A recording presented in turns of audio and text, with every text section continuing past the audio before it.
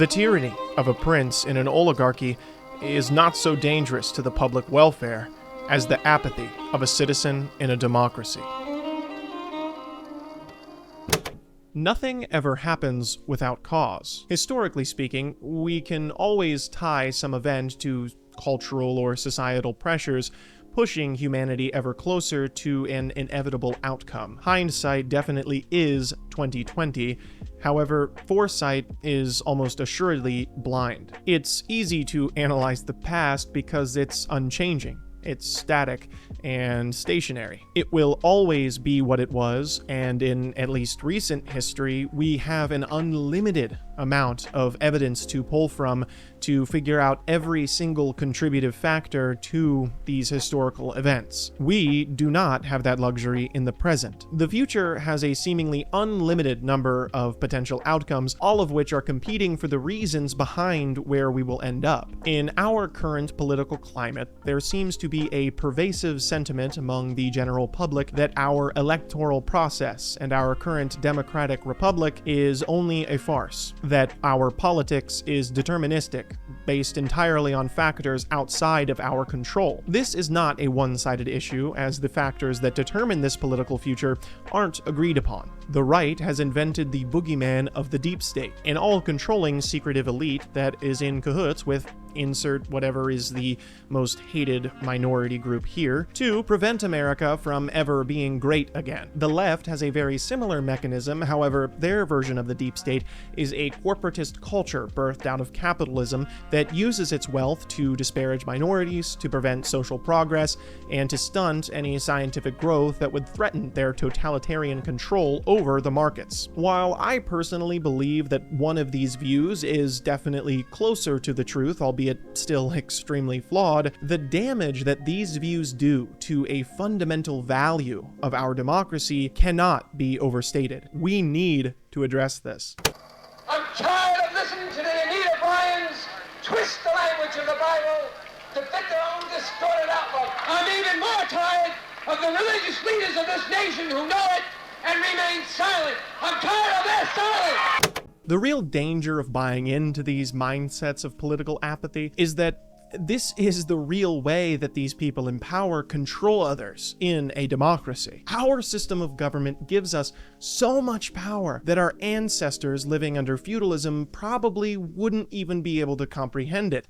They would be so disgusted at the thought of us just throwing it away and not exercising our right to vote or to change the political system that we live in. To try to prove my point, if we just granted that we could get everyone to vote and to control their vote towards a specific candidate, with how our country works, we could elect whoever we wanted and accomplish pretty much anything we wanted to accomplish. As long as we got enough people to come together and agree on who to vote for and what they wanted to accomplish, then there's theoretically nothing that could stop us. No amount of lobbying, no amount of corporate power could stop us from electing who we wanted to elect. The election would go to the person who got more votes. And if a few people in Congress were able to be bribed and their votes changed after we elected people we thought we could trust, then either A, it probably wouldn't be enough people to actually change the direction of the country if we all agreed, but also we could just change who was in office the next election. We could vote them out and get someone in place that did actually care about the issues we wanted to get passed. What's important to keep in mind here is that the people still are ultimately in control. Obviously, there are problems with money in politics, in lobbying, and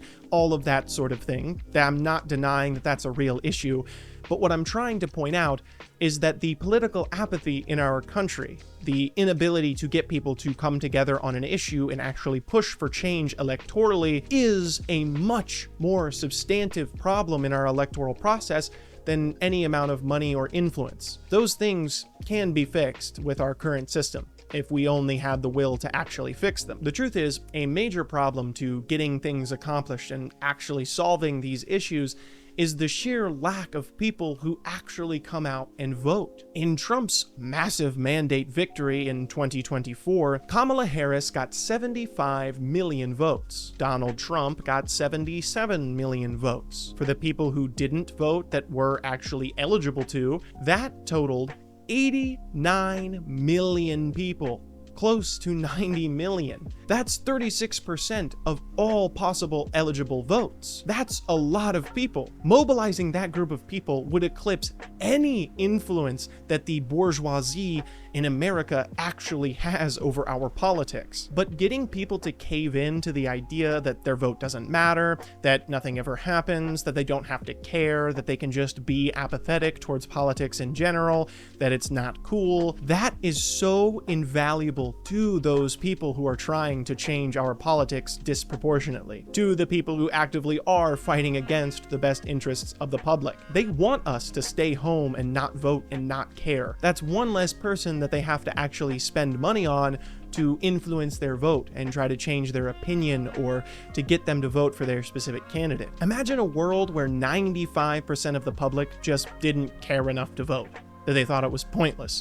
Even if they actually did have the power and the ability to change the outcome, then only 5% of people actually influence the politics. Is that world actually any different than a world where only 5% of people are actually allowed to vote? I don't think so. It effectively is the same. Now, another important question is, at what point is this acceptable? Should we allow 90-10? Should 80-20 be okay? Do you think it would be understandable for 70% of people not to vote? I don't think any of this sounds good or that favorable. In fact, damn near 40% of the public not voting doesn't sound like a healthy democracy to me. I think that we should be aiming for a much lower percentage of people just too apathetic to actually vote. There's no discharge in the war. Don't look at what's in front of you. Boost, boost, boost, boost, moving up and down again. Men go mad with watching them. There's no discharge in the war. Americans simply do not understand the responsibility we have, not just to each other, but to the rest of the world with the power of our vote. I often see people get genuinely enraged by people from other countries commenting on our politics, or get very surprised when they know so much about our political climate. Our actions and policies we implemented after World War II put us in an extremely unique situation in comparison to the rest of the world. I'm not commenting on whether that's good or bad. I'm simply saying that that's the reality we inherited being Americans that were born into the 21st century. We aren't in control of the past. We didn't ask to be put in this situation, but this is where we are now. It genuinely boggles my mind that people do not take this more seriously. Of course, other countries have to pay extremely close attention to our politics when we could realistically put troops on the ground in any country in the world in merely a few hours. Think about the responsibility this puts on all of our shoulders to make sure we elect people that do not abuse this power. This is why the world is so terrified at what's happening right now in our country. They don't care so much about the trade deals or the isolationism, although yes, that still is very important and does have a very substantive impact in the rest of the world. It's more so that we are in a position like no other country to abuse our power and position in the world order. And imagine the slap in the face it is to these other people and these other countries that so many Americans don't even care about how important this is. They think that politics doesn't matter, that they don't have to care, that their vote doesn't have weight or any actual impact. It does. And honestly, it's just sickening. Furthermore, if you do really love this country and what it has to offer, why wouldn't you want to prove it to everyone else in the world? You participating in our politics and actually caring and trying to influence it is just that. I don't think we should militarily expand or invade other sovereign nations, unlike our current sitting president, but we should at the very least want to use our soft power as a way to present liberalism to the rest of the world. If you want America to be special, if you want America to be great, we have to be worthy of that title. We have to deserve the other nation's respect. And right now, that's not happening. Liberalism has improved so many people's lives in spite of all of its flaws, even with all of the drawbacks that I'm sure many people are aware of. We have the ability to saw off these sore spots on American history and prove to the rest of the world that we are worthy of leading it. But right now, that's just not the case. We are not mature enough, and we don't have the mental fortitude to actually do it. If we want to truly move on from all of the baggage that our ancestors left us, we have to be able to reconcile our history and to take actions in order to actually make amends for the horrible things that we've done. But right now, we're not mature enough to do that. I often think of this in terms of software development because I think it serves as a really good allegory to this sort of situation. When someone first learns to code, they often get excited at the prospect of tearing everything down and starting over, of rebuilding everything from the ground up. And they think to themselves, I could totally make this so much better if I just started over. They think they could avoid all of the minor inconsistencies that seem so obvious to them now. But you almost always discover that a lot of these inconsistencies and things that don't make sense aren't actually bugs in the code or problems. They were intentional workarounds for the small idiosyncrasies of just normal day-to-day life, of things that don't make sense, because at the end of the day, people don't really make sense. Users will always click the wrong button, no matter how obvious you try to make it that you're not supposed to click it. Someone will break the system. The complex inner workings of a massive system that handles an immense amount of users often cannot be simply replaced by a new and improved idea. At least, not without running into a lot of the very same problems you intended to avoid. Working within a flawed system can often be more time-saving, it can take less effort, and is easier than trying to rebuild the system from the ground up. Because while doing that, you also have to contend with the downtime, the time in between systems.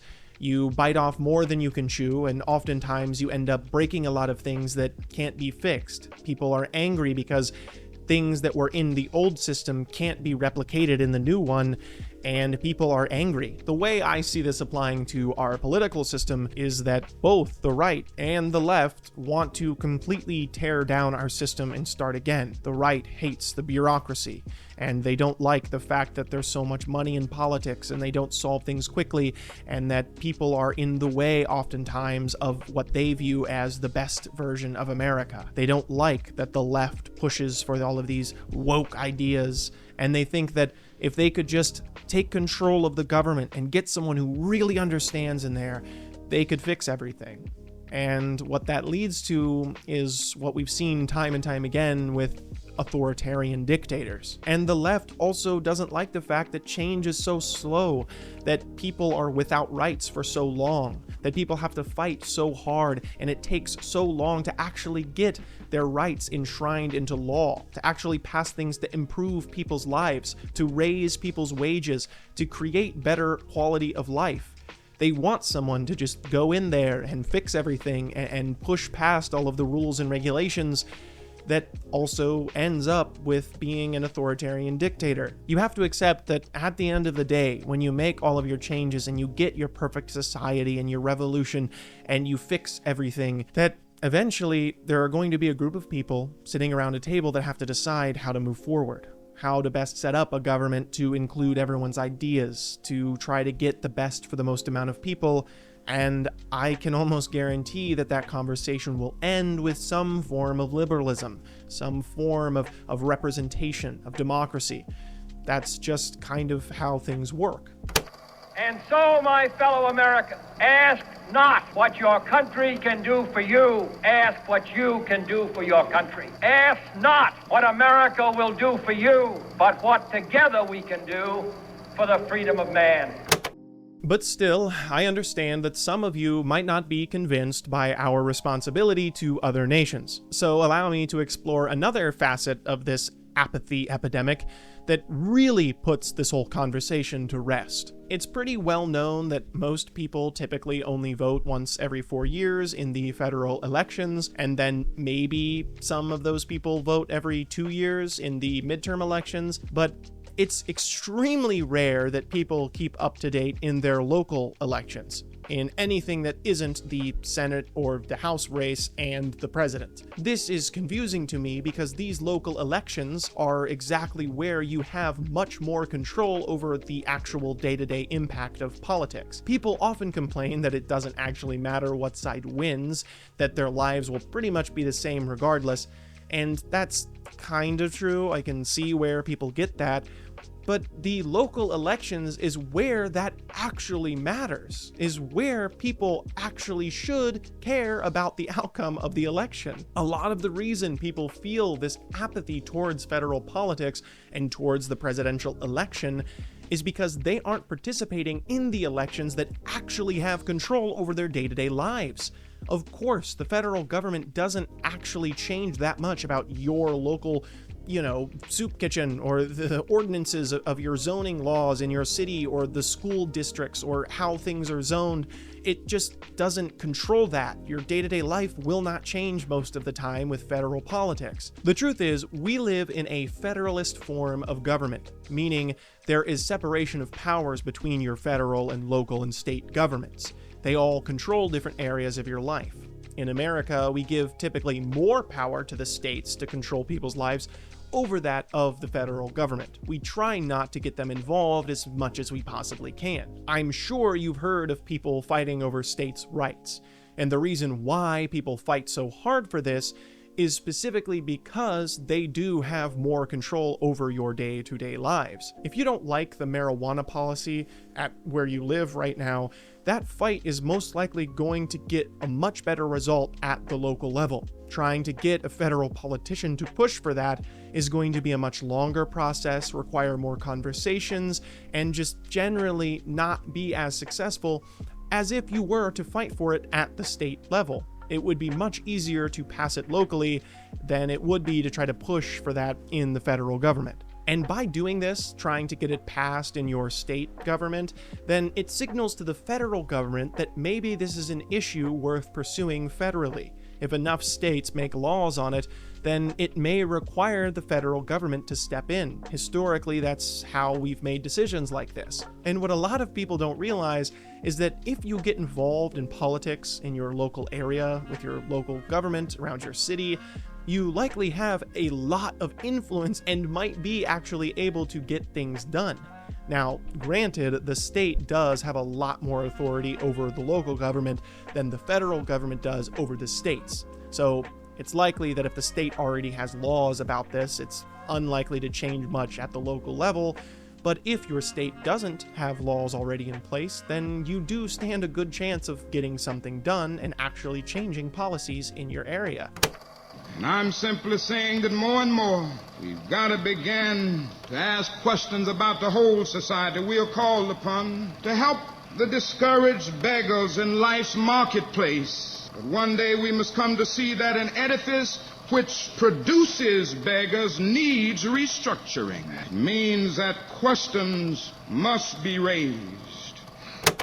To try and center this video and all of these thoughts into a topic that I think encapsulates this sort of apathy the best, it's the phrase, "nothing ever happens." Hearing this genuinely makes my blood boil. Not just because it's incredibly historically inaccurate, but also because it just shits all over the people who fight constantly, and thanklessly, I might add, for the rights that people enjoy in everyday life. All of the rights that we take for granted in today's society, and all of the rights that had to be hard fought to actually be implemented in law. For example, the centuries of effort that African Americans had to put into even being considered equal to white people in this country. As much as this term has been completely overused and basically lost all meaning, this phrase screams privilege like no other phrase in the English language. Only people who have the immense privilege of existing in this life without the constant fear of your rights being taken away could ever mention this vapid statement at all unironically. Although the term woke has somehow been co-opted into being a pejorative, the truth is that oppressed and neglected groups of people in our society do not have the luxury of having this outlook on their political reality. In fact, They are constantly reminded of it when we live in a world where groups like the Proud Boys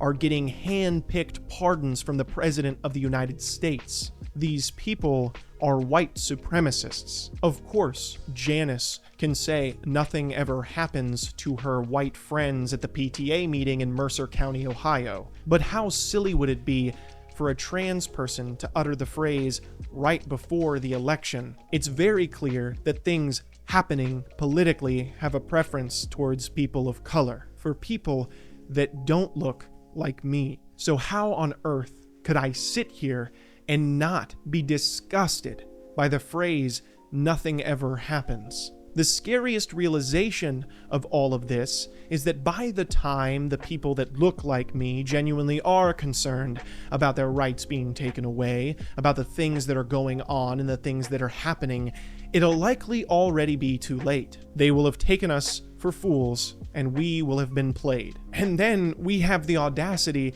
to say that we would have stood up for civil rights in the 60s. That we would have stood up against the Nazis in the 1930s, that we would have fought for the Union in the Civil War, not because we were simply defending our home, but because we were morally outraged at the existence of slavery. It's not enough for us to be happy at what we have and to just want others to have it too.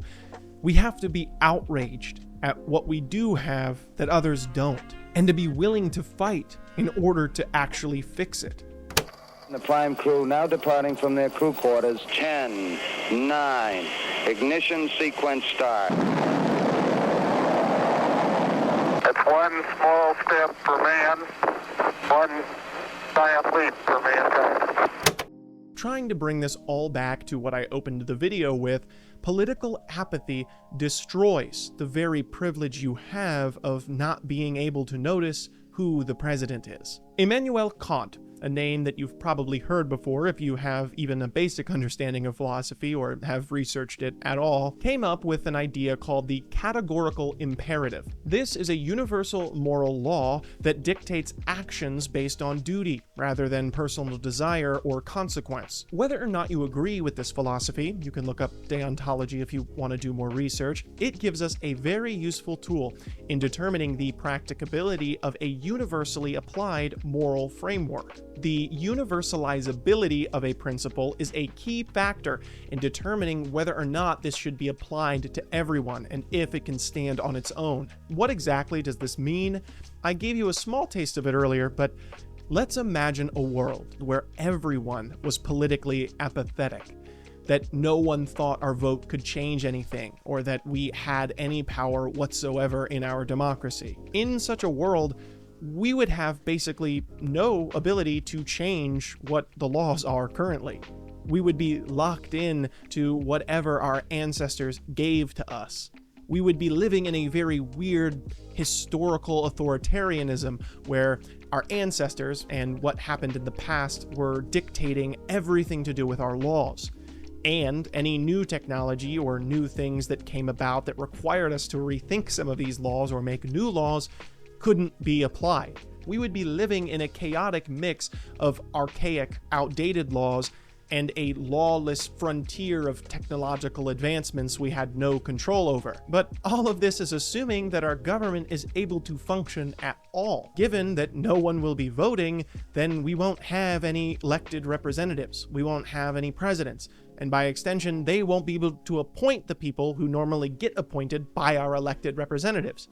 Our entire system of government would fall apart. There is no way to maintain this. It would result in the complete destruction of our society. It would be dysfunctional. Nothing could work. This is why figuring out if something is universalizable is extremely important to determining if you should perpetuate that idea across all of society. If that idea leads to the eventual destruction of everything you know, then it's probably imperative that you limit it as much as possible, that you try to make sure that no one thinks that way, because any perpetuation of that idea leads to the destruction of society. By doing this, it's really easy to see that advocating for political apathy is destructive to the very system that we use to protect political apathy. Of course, we don't want to force participation or require people to do these things. Saying no to something is an important right, and currently you are still protected by our laws to do so, and I will fight for your ability to deny your right to vote. But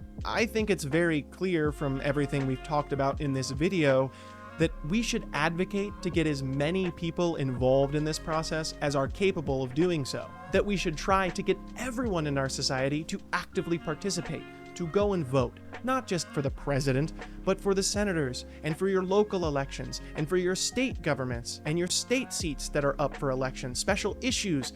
Anything that you can vote for, you should, and you should be as involved as humanly possible. We have the power to change not just our own lives, but the entire world if we simply had the will to do it. You, yes, any American watching this video, not only have an immense opportunity to do good for your community, not only have an insane amount of power towards helping your fellow Americans, but you also have a humanitarian responsibility to the entire world. If you truly believe in making America great, it starts with accepting that responsibility.